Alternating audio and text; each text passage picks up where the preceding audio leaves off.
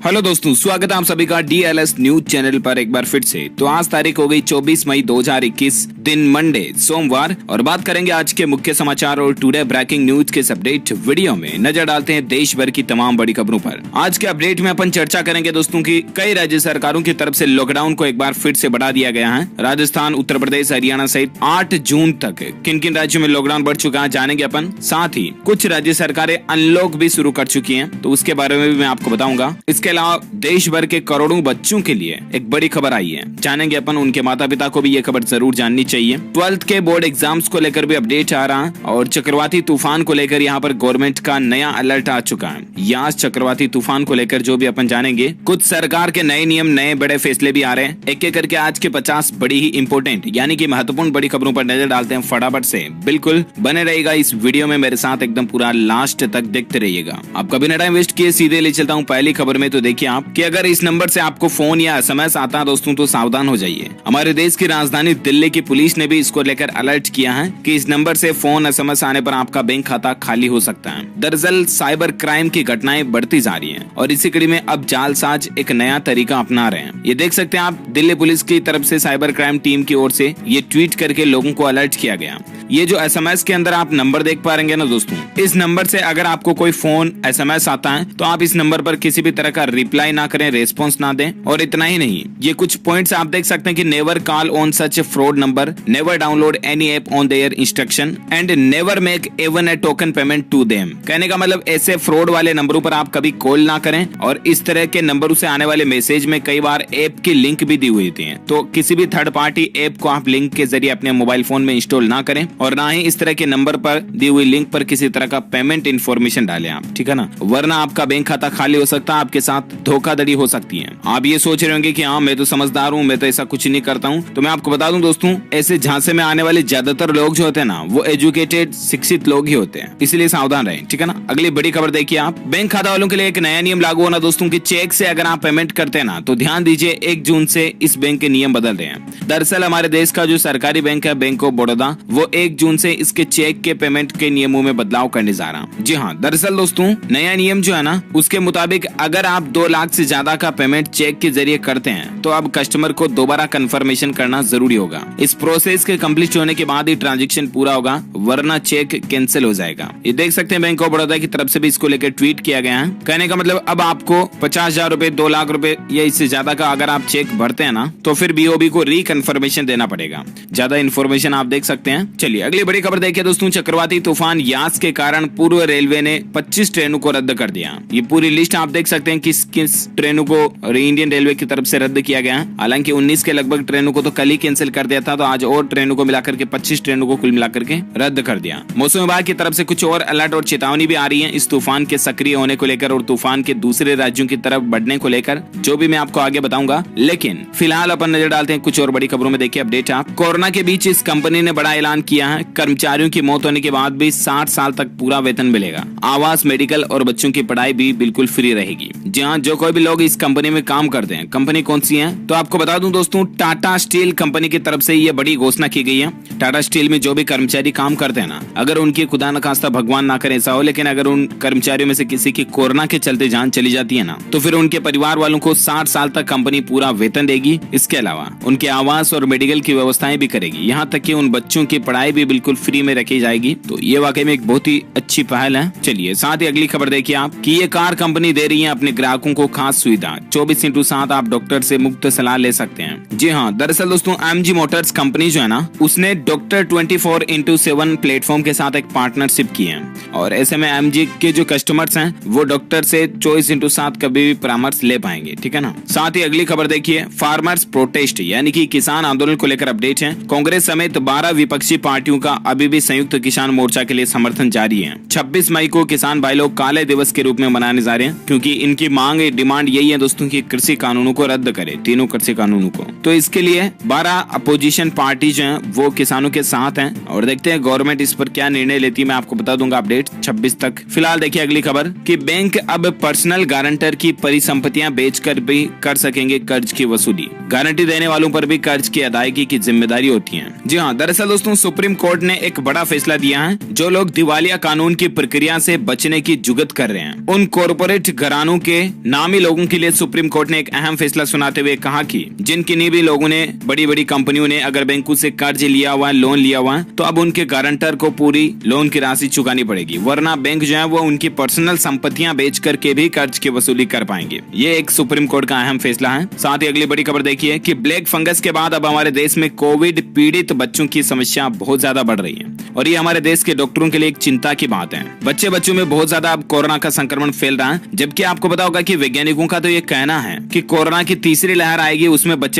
ज्यादा बीमार होंगे। अभी जो ये बच्चे बीमार हो रहे हैं, इसमें भी कोरोना की तीसरी लहर की आशंका नजर आ रही है। थर्ड वेव में बड़े पैमाने पर बच्चे प्रभावित हो सकते हैं। बाल आयोग ने हर राज्य से आईसीयू समेत बच्चों के इलाज वाले 22 उपकरणों का एक डेटा भी मांगा है। ये देख सकते हैं आपकी बच्चों के हेल्थ इंफ्रास्ट्रक्चर से जुड़े आंकड़े। हेल्थ सर्वे और रिपोर्ट्स के मुताबिक भारत में 78.1% बाल रोग विशेषज्ञों की कमी है। सरकारी रिपोर्ट्स में बच्चों के NICU वेंटिलेटर मेडिकल उपकरण के आंकड़े ही नहीं है। Rural health statics neonatal health mission report में भी बच्चों से जुड़े आंकड़े मौजूद नहीं है। बच्चों के इलाज के लिए ट्रेंड नर्सेज और पैरामेडिकल स्टाफ का राज्यवार डेटा भी अवेलेबल नहीं है। यानी कि बच्चों के इलाज की कितनी खामियां हैं अभी हमारे प्रशासन में, सिस्टम में, गवर्नमेंट में। इन सब चीजों को दूर करने की जरूरत है क्योंकि कोरोना की थर्ड वेव बच्चों के लिए हानिकारक हो सकती है, राइट। और इसलिए वैज्ञानिकों की और डॉक्टरों की पहले से प्री चेतावनी, प्री अलर्ट निकल कर आ रहा। देखिए दोस्तों, कोरोना की तीसरी लहर के पहले कर्नाटक सरकार ने एक बहुत ही अच्छा कदम उठाया है। बच्चों के लिए स्थापित किए जाएंगे special children Covid care centre, मतलब कि जहां केवल बच्चों का ही इलाज रहेगा, केवल बच्चों को ही रखा जाएगा। इस तरह के चिल्ड्रन कोविड सेंटर भी अब कर्नाटक गवर्नमेंट बनाने जा रही है। कोरोना की तीसरी लहर के पहले ये जरूरी कदम उठाया जा रहा और वाकई में सराहनीय है। चलिए साथ ही अगली बड़ी खबर देखिए आप कि दोस्तों 71 साल बाद फिर दिखेगा दुनिया का सबसे तेज दौड़ने वाला जानवर हमारे भारत में दिखेगा। 3 सेकंड में दोस्तों 103 किलोमीटर की स्पीड रफ्तार पकड़ लेता है ये जानवर। नाम क्या है इसका? चीता, टाइगर। साल 1947 में भारत से ये टाइगर चीता जो है ये विलुप्त हो चुका था, लेकिन अब दोस्तों एक बहुत ही लंबे समय के बाद, यानी कि दोस्तों 1947 के बाद अब 2021 में अफ्रीका से एक चीता भारत लाया जा रहा है और इसके लिए सुप्रीम कोर्ट और केंद्र सरकार दोनों से मंजूरी भी मिल चुकी है क्योंकि ये विदेश से आ रहा है और इसलिए दोनों की ही मंजूरी लेना जरूरी है। इस चीता को मध्य प्रदेश के कूनो नेशनल पार्क में रखा जाएगा। तो अच्छी बात यह है दोस्तों की अब हमारे भारत में जो चीता है ना वो वापस आने जा रहा है। साथ ही अगली बड़ी खबर देखिए, एक रिपोर्ट में इस तरह का दावा किया जा रहा है दोस्तों कि लॉकडाउन में 8 लाख प्रवासी मजदूरों ने दिल्ली को छोड़ दिया। वे अपने गांवों की तरफ पलायन करने लगे हैं। 8 लाख बाहर के जो मजदूर है ना वो राजधानी को छोड़ करके आ चुके हैं। हाल ही में हुए एक सर्वे में इस बात का पता चला। यानी कि दोस्तों हमारे देश के ज्यादातर मजदूर जो शहरों में काम करते हैं वो ग्रामीण इलाकों में अपने गाँव की तरफ लौट रहे हैं। चलिए साथ ही अगले अपडेट में बात करते हैं और नजर डालते हैं आज के मौसम समाचार पर। तो देखिए दोस्तों, यास चक्रवात से भारी नुकसान की आशंका जताई जा रही है और इसी को देखते हुए वायुसेना ने ऑलरेडी 25 हेलीकॉप्टर भी तैनात कर दिए हैं ताकि ये तूफान आने के बाद बचाव राहत कार्यों में उनको काम में लिया जा सके।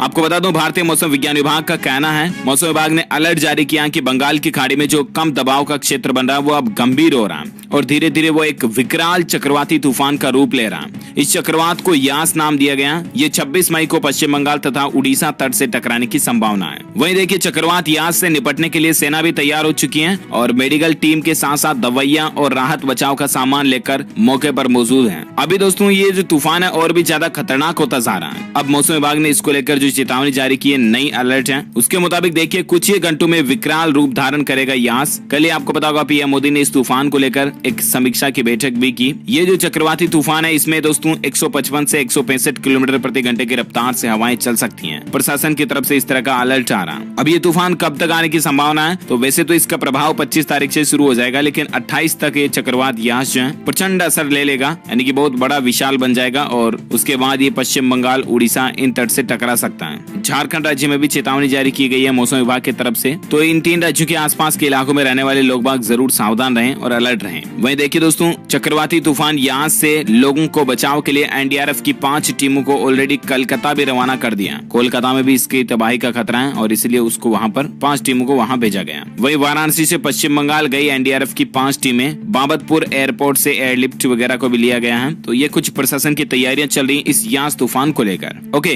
बाकी आपको बता दूं इस यास के बाद जो अगला चक्रवाती तूफान आएगा ना, उसका नाम होगा गुलाब। ये तूफानों के नामकरण करने की भी एक रोचक प्रणाली है। दरअसल बात कुछ यूं है दोस्तों की दुनिया के 5-7 देश मिल करके जो उधर के एरिया में अगर कोई तूफान आने वाला है तो उसका नामकरण करते हैं। जैसे कि बांग्लादेश, भारत, ईरान, बुरेवी, ये सब कुछ तूफान के नामकरण में हिस्सा लेते हैं। ओके, संपूर्ण भारत का अगले 24 घंटों के दौरान आज 24 मई 2021 का मौसम पूर्वानुमान आखिर क्या कहता है? तो मैं आपको बता दूं अगले 24 घंटों के दौरान अंडमान निकोबार द्वीप समूह में भारी बारिश होने की संभावना है। इसके अलावा तमिलनाडु, रायलसीमा, केरल, तटीय और दक्षिण आंतरिक कर्नाटक, तटीय उड़ीसा, तटीय आंध्र प्रदेश में भी हल्की से मध्यम बारिश हो सकती है। उत्तर पूर्व भारत, कोंकण और गोवा, जम्मू कश्मीर, गिलगित बाल्टिस्तान, मुजफ्फराबाद, लद्दाख और हिमाचल प्रदेश में भी हल्की फुल्की बारिश आपको देखने को मिल सकती है। ओके, ये रहा आज का वेदर अलर्ट। और आइए दोस्तों अब अपन नजर डालते हैं कोरोना से जुड़ी कुछ बड़ी खबरों में। वीडियो को बीच में बिल्कुल भी बंद मत कीजिएगा, एकदम पूरा लास्ट तक देखते रहिएगा क्योंकि खबरें बहुत ही महत्वपूर्ण हैं। फिलहाल देखिए आप अगली खबर कोरोना से संबंधित कुछ अपडेट में। राजस्थान के पूर्व मुख्यमंत्री जगन्नाथ पहाड़िया जी की पत्नी शांति पहाड़िया का निधन हो चुका है। हाल ही में आपको बताऊंगा उनके पति जगन्नाथ पहाड़िया जी का भी कोरोना के चलते निधन हुआ था और अब इनका भी निधन हो चुका है। भगवान इनकी आत्मा को शांति प्रदान करें। अगली खबर देखिए दोस्तों, विदेश जाने वाले यात्रियों को एयरपोर्ट पर दिखानी होगी QR कोड वाली RT-PCR रिपोर्ट। इस तरह का नया नियम भी लागू हो चुका है। दरअसल नागरिक उड्डयन मंत्रालय ने एक बड़ा फैसला लिया। जो लोग फॉरेन विदेश में जाना चाहते हैं उन यात्रियों को अब एयरपोर्ट पर QR कोड वाली कोरोना RT-PCR रिपोर्ट नेगेटिव दिखाना जरूरी होगा। चलिए साथ ही अगली खबर देखिए, उत्तराखंड सरकार का बड़ा ऐलान है।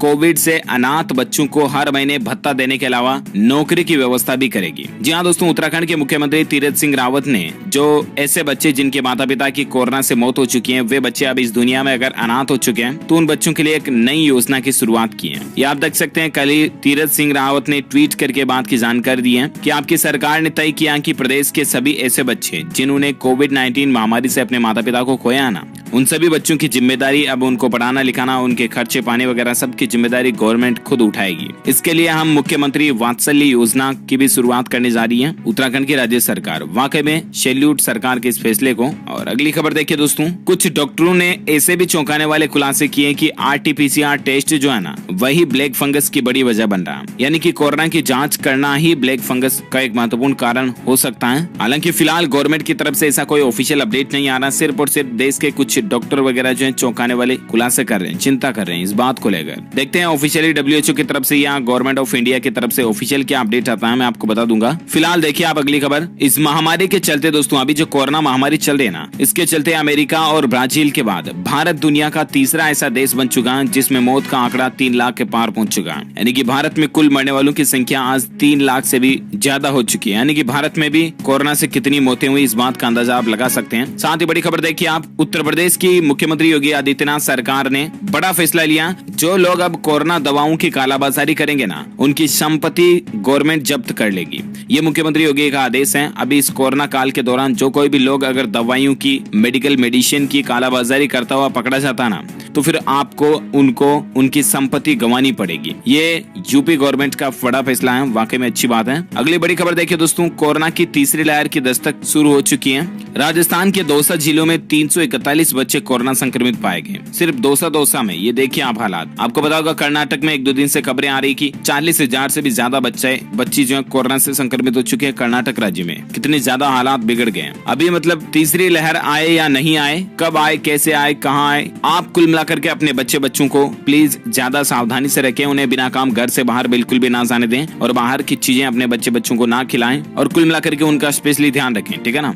अगली बड़ी खबर देखिए, ब्लैक फंगस को 14 राज्यों ने महामारी घोषित कर दिया। हालांकि केंद्र सरकार की तरफ से ऑफिशियली अनाउंसमेंट कर दिया सभी राज्यों के द्वारा इसको महामारी घोषित कराने के लिए, लेकिन अब तक 14 ऐसे राज्य हैं, नाम आप देख सकते हैं, राजस्थान, गुजरात, कर्नाटक, उत्तर प्रदेश, हरियाणा, मध्य प्रदेश, उड़ीसा, उत्तराखंड, तेलंगाना, हिमाचल प्रदेश, बिहार और पंजाब समेत देश के 14 राज्यों ने इस ब्लैक फंगस को भी महामारी घोषित कर दिया। अच्छा, साथ ही बड़ी खबर देखिए, राजधानी दिल्ली में एक सप्ताह तक के लिए लॉकडाउन को बढ़ा दिया गया है। हालांकि दिल्ली में 31 मई से ही अनलॉक की प्रक्रिया शुरू होगी, ये कहना दिल्ली के मुख्यमंत्री अरविंद केजरीवाल की ओर से। साथ ही बड़ी खबर देखिए दोस्तों, कोरोना से रिकवर होने के बाद हो सकते हैं गैंग्रीन का शिकार। जिस तरह से दोस्तों अभी कोरोना मरीजों में ब्लैक फंगस का मामला देखा जा रहा ना, उसी तरह से अब कोरोना से ठीक होने वाले लोगों में गैंग्रीन बीमारी का भी शिकार होना पड़ सकता है उनको। शुगर पेशेंट और स्मोकर्स जो बीड़ी सिगरेट वगैरह पीते हैं, स्मोकिंग करते हैं, उन लोगों को इससे ज्यादा खतरा है। अब ये गैंग्रीन क्या होता है, तो इससे पहले आप एक एग्जाम्पल देखिए। उत्तरी गुजरात के बनासकांठ कांठा के भाबर के रहने वाले 26 साल के हीराजी लुहार को गैंग्रीन होने के बाद उनका बायां पैर काटना पड़ा था। अब आप अंदाजा लगा सकते हैं कि ये कितनी गंभीर बीमारी है। गैंग्रीन क्या होता है? जब दोस्तों ये एक ऐसी बीमारी है जब हमारे कोई अंग विशेष में होती है और वो अंग पूरा खराब हो जाता है, उस अंग तक ब्लड पहुंचना बंद हो जाता है, वो अंग एक तरह से मर जाता है। पर्टिकुलर कोई हाथ हो गया या ऐसा हो गया तो वो पूरा ही खत्म हो जाता है, उसमें ब्लड पहुंचना बंद हो जाता है और वो चीज खत्म हो जाती है। फिर उसको पूरा को काटना ही पड़ता है, इसके अलावा और कोई सोल्यूशन नहीं होता है। जिस तरह से अभी ब्लैक फंगस बढ़ने के बाद लोगों की आंखें गंवानी पड़ रही है ना, ठीक वैसे ही। इसलिए प्लीज आप सावधान रहें पहले से ही। वहीं बड़ी खबर देखिए, तमिलनाडु राज्य में भी एक सप्ताह के लिए पूर्ण लॉकडाउन बढ़ चुका है। अच्छा, तमिलनाडु के अलावा दोस्तों राजस्थान सरकार ने भी 8 जून तक लॉकडाउन बढ़ा दिया। मैंने आपको कल शाम को ही एक सेपरेट वीडियो में अपडेट बताया था। इस बार राजस्थान के अंदर लॉकडाउन में 30 जून तक तो शादियों पर कंप्लीटली रोक रहेगी, और इसके अलावा क्या खुला रहेगा क्या बंद रहेगा, मेडिकल सुविधाओं को लेकर, साथ ही पेट्रोल डीजल के लिए पेट्रोल पंप कब खुलेंगे, कितनी क्या टाइमिंग रहेगी, किराने की दुकानें कब खुलेगी, सब्जी फल फ्रूट वाले रेडी वालों के लिए क्या नियम है, ये कंप्लीट जानकारी एक सेपरेट वीडियो में बता रखी है, तो उसको आप चेक कर लीजिएगा हमारे चैनल पर विजिट करके। DLS न्यूज चैनल पर आपको देखने को मिल जाएगी। ओके, साथ ही देखिए दोस्तों, जम्मू कश्मीर से केरल तक आखिर किन किन राज्यों ने लॉकडाउन को बढ़ा दिया, तो यहाँ पर लिस्ट दी हुई है। दिल्ली, उत्तर प्रदेश, केरल, तमिलनाडु, गुजरात, महाराष्ट्र, हरियाणा, झारखंड, छत्तीसगढ़, कर्नाटक, जम्मू कश्मीर, गोवा और राजस्थान, इन राज्यों ने लॉकडाउन को बढ़ा दिया। ऑलमोस्ट सभी राज्यों ने 31 मई तक तो लॉकडाउन एक्सटेंड कर ही दिया है, और राजस्थान सरकार ने आपको पता होगा कल ही 8 जून तक लॉकडाउन को बढ़ा दिया, ठीक है ना।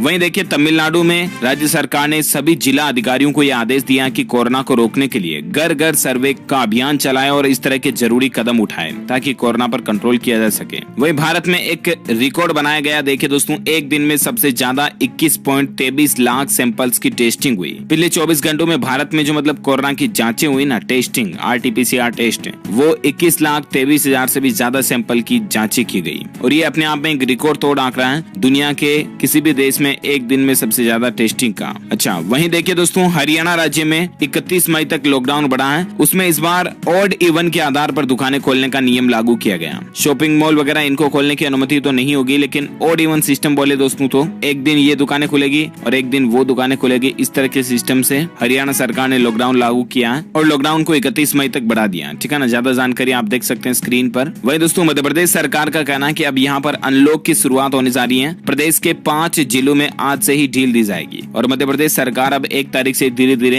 अनलॉक की ओर आगे बढ़ेगी। भारत में कोरोना के आंकड़ों की बात करें तो बहुत ही राहत की बात है। पिछले 24 घंटों में महीने भर में लगभग सबसे कम आंकड़े आज ही देखे गए। 24 घंटों के दौरान 2,22,000 ही नए मामले आए और अभी भारत में कुल संक्रमितों की संख्या 2,67,00,000 से भी ज्यादा हो चुकी है। एक्टिव केस अभी 27,16,000 से भी ज्यादा चल रहे हैं। पिछले 24 घंटों के दौरान 4452 लोगों की मौत हुई और उसके बाद भारत में कुल मरने वालों की संख्या का आंकड़ा 3,03,000 से भी ज्यादा पहुंच चुका है। तो ये तो रहे आज के कोरोना अपडेट्स, और अब अपन नजर डाल लेते हैं कुछ एजुकेशन शिक्षा से संबंधित खबरों पर। तो आपको पता होगा कि CBSE की बोर्ड एग्जाम्स को लेकर कल ही एक महत्वपूर्ण बैठक हुई और उसमें यह निर्णय लिया गया दोस्तों कि एक तो 25 मई तक राज्यों से लिखित में सुझाव मांगे हैं। शिक्षा मंत्री निशंक बोले कि छात्रों का भविष्य महत्वपूर्ण है और इसीलिए एग्जाम को रद्द तो नहीं किया जा सकता, लेकिन यहाँ पर राज्य सरकारों की तरफ से 25 तारीख तक सुझाव मांगे गए हैं और उसके बाद CBSE 12th के एग्जाम को लेकर कोई डिसीजन लेगी। वहीं दिल्ली के डिप्टी CM का कहना है कि पहले बच्चों को वैक्सीन लग जाए उसके बाद ही एग्जाम कराने चाहिए। अब CBSE के 12वीं के परीक्षाओं का क्या होगा, इस पर अंतिम फैसला 30 मई को आएगा। 1 जून से पहले आ जाएगा, तो मैं आपको बता दूंगा DLS न्यूज चैनल के माध्यम से अपडेट। या तो दोस्तों जुलाई में इसकी परीक्षाएं होने की संभावना है, या तो एग्जाम रद्द कर दिया जाता है, या क्या होता है, जो कोई भी ऑफिशियल अपडेट आएगा तो मैं आपको बता दूंगा। वहीं राजस्थान बोर्ड की परीक्षा जून में कराने की सूचना इंटरनेट पर वायरल हो रही है। इस पर भी शिक्षा विभाग का कहना है कि ऐसा कोई भी प्लान ऐलान अभी नहीं है। इंटरनेट पर मतलब सोशल मीडिया पर इस तरह का मैसेज वायरल किया जाना कि राजस्थान बोर्ड की 5 जून से परीक्षाएं होंगी, तो इस तरह का दावा फर्जी है। ओके, साथ ही देखिए दोस्तों, 12th बोर्ड एग्जाम पर बैठक में फैसला लिया गया, 3 मुख्य सब्जेक्ट की परीक्षा होगी। केंद्रीय शिक्षा मंत्री डॉक्टर रमेश पोखरियाल निशंक ने आगामी बोर्ड परीक्षा जेईई मेन, नीट सहित कई सारी प्रतियोगी परीक्षाओं को लेकर आज बड़े फैसले लिए हैं। एक मीटिंग हुई और मीटिंग खत्म होने के बाद ये डिसीजन लिया गया दोस्तों कि जिन राज्य सरकारों ने 12वीं का एग्जाम कंडक्ट कराने की प्लानिंग कर रखी है ना, वे सिर्फ 20 मुख्य विषयों की ही परीक्षा ले, इंपोर्टेंट सब्जेक्ट की, जैसे कि साइंस से रिलेटेड सब्जेक्ट हो गए, physics, chemistry, mathematics, biology, history, political science, business studies, accounts, economics, English वगैरह। इन इस तरह के 20 जो मुख्य विषय है ना, उन्हीं की ही परीक्षा ली जाएगी, अगर परीक्षा होगी तो भी। वहीं देखिए, एजुकेशन को लेकर और एक खबर ये है कि मध्य प्रदेश बोर्ड ने 10वीं के रिजल्ट को लेकर निर्देश दिए हैं। ओएमआर सीट भरने की लास्ट डेट को भी बढ़ा दिया। अब स्टूडेंट जो है एग्जाम फॉर्म से संबंधित ओएमआर सीट जो है ऑनलाइन या ऑफलाइन किसी भी तरीके से भर सकते हैं। 10 जून इसकी लास्ट डेट को कर दिया। वहीं देखिए, छत्तीसगढ़ राज्य सरकार ने एक बड़ा फैसला लिया दोस्तों कि अब घर से ही होंगे 12वीं के बोर्ड एग्जाम। इस तरह का नया नियम छत्तीसगढ़ राज्य ने लागू कर दिया। 1 जून से ही 12वीं की परीक्षाएं होगी और सबसे खास बात यह है कि परीक्षाएं घर पर ही होगी। इसके तहत छात्रों को चयनित केंद्रों से प्रश्न पत्र लेने और उन्हें घर ले जाने और 5 दिन के अंदर अंदर आपको उत्तर पुस्तिका जमा कराने की अनुमति दी जाएगी। इस तरह के नए आदेश के द्वारा, नए नियमों के द्वारा छत्तीसगढ़ राज्य सरकार परीक्षा कंडक्ट कराने जा रही है। ओके, तो ये तो रही कुछ एजुकेशनल खबरें हैं। वही दोस्तों, खबर देखिए, अर्थक्वेक यानी कि भूकंप आया कल ही मणिपुर राज्य में 4.3 तीव्रता के साथ। हालांकि अच्छी बात यह कि जान माल का नुकसान नहीं हुआ। ओके दोस्तों, तो इस कड़ी में आज दिन भर की तमाम बड़ी खबरें, मुख्य समाचार, टुडे ब्रेकिंग न्यूज का अपडेट वीडियो यही फिनिश होता है। वैसे आप मुझे नीचे कमेंट करके बताइए कि फलों का राजा कौन से फल को कहा जाता है। जी हाँ, which fruit king of the fruits. Comment करके मुझे बताइए इस वीडियो के नीचे। जो लोग इस सवाल का सही जवाब देंगे वो रेंडमली सेलेक्ट किए जाएंगे हमारी DLS न्यूज टीम की तरफ से, और आप जीत सकते हैं एक शानदार सरप्राइज गिफ्ट, जो कि गिव अवे के रूप में आप तक पहुंचा दिया जाएगा। इसी के साथ ही अगर आपको ये वीडियो अच्छा लगा तो इसे लाइक करना, शेयर भी करना अपने दोस्तों के साथ फेसबुक और व्हाट्सएप पर, और आप हमारे चैनल DLS न्यूज को सब्सक्राइब करके बेल आइकॉन भी जरूर दबा देना, ताकि आपको रोजाना की ताजा खबरें और मुख्य समाचार तुरंत आपके मोबाइल पर मिल जाएंगे। ओके, और बाकी ख्याल रखिएगा आप अपने आप का, अपने परिवार का भी। बिना काम बिल्कुल घर से बाहर मत निकलना, खास करके आप अपने छोटे बच्चों का विशेष ध्यान रखना। मिलेंगे अगले नेक्स्ट अपडेट में, तब तक के लिए thank you, take care, goodbye, जय हिंद, जय भारत, वंदे मातरम।